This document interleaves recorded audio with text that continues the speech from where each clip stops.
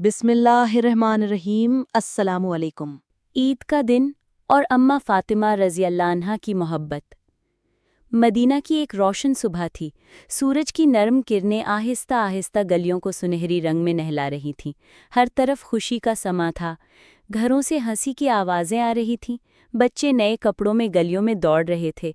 महकदार खुशबुएं पकवानों से उठ उठकर फिज़ा में घुल रही थीं। आज ईद का दिन था। अम्मा फातिमा रज़ी अल्लाह ताला अन्हा सुबह सवेरे ही उठ गई थीं। मिठाई के लिए आटा गूंद रही थीं। किचन में देगचियों की हल्की हल्की खड़खड़ाहट और चूल्हे की आंच से फैलती खुशबू माहौल को भा रही थी। वो जानती थीं कि ईद की खुशियों में मेहमानदारी भी अहम है, इसीलिए सुबह ही सारे इंतज़ामात में जुटी हुई थीं। इसी दौरान 8 और 10 साल के दो मासूम कदम दबे दबे किचन में दाखिल हुए। ये थे हसन और हुसैन रज़ी अल्लाह अन्हुमा, जो अभी खेल कूद में मसरूफ़ थे मगर अचानक अम्मा के पास आ गए। इनके चेहरों पर सवालिया तासुरात थे और आंखों में हल्की सी उदासी झलक रही थी। अम्मा, हसन ने आहिस्ता से पुकारा। जी बेटा, अम्मा ने आटे से भरे हाथ धोते हुए जवाब दिया। हुसैन ने बात आगे बढ़ाई। अम्मा, आपको याद नहीं, आज ईद है।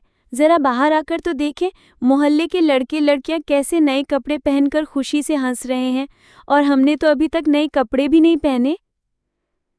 हसन ने मासूमियत से कहा, क्या इसका मतलब ये है कि हम आज ईद नहीं मनाएंगे? अम्मा ने दोनों को प्यार से करीब बुलाया, इनके सर पर हाथ फेरा और कहा, बेटा, ईद तो दिल की खुशी का नाम है। अभी वक्त है, पहले जरा बाहर खेल लो। हो सकता है तुम्हारे अब्बा आ जाएं और तुम्हारे लिए नए कपड़े भी ले आएं। फिर तुम खूब तैयार होकर उनके साथ ईदगाह जाओगे। दोनों भाई एक लम्हे को मुस्कुराए, मगर फिर हुसैन ने झिझकते हुए पूछा, अम्मा, क्या वाकई अब्बा कपड़े लाने गए हैं? अम्मा ने जबरदस्ती हंसते हुए कहा, हाँ बेटा, क्यों नहीं, मेरे बच्चों के लिए सब कुछ होगा। कुछ देर बाद दोनों भाई बाहर चले गए।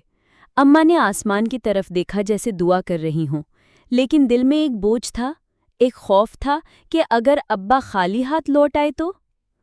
कुछ ही देर बाद बच्चे फिर वापस आ गए। इस बार आंखों में आंसू थे।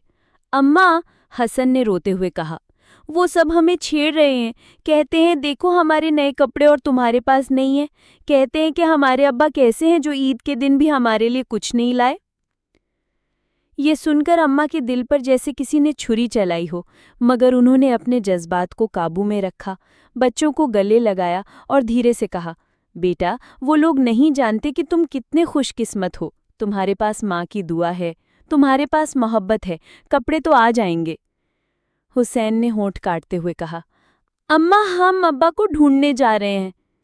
अम्मा ने भराई हुई आवाज में कहा, हाँ जाओ और सलाम कहना। दोनों भाई बाहर निकले, मगर अम्मा की नज़रें दरवाजे पर जमी हुई वो बार बार आसमान की तरफ देखती, दिल में कहती, या अल्लाह, आज मेरे बच्चों की ईद बना दे।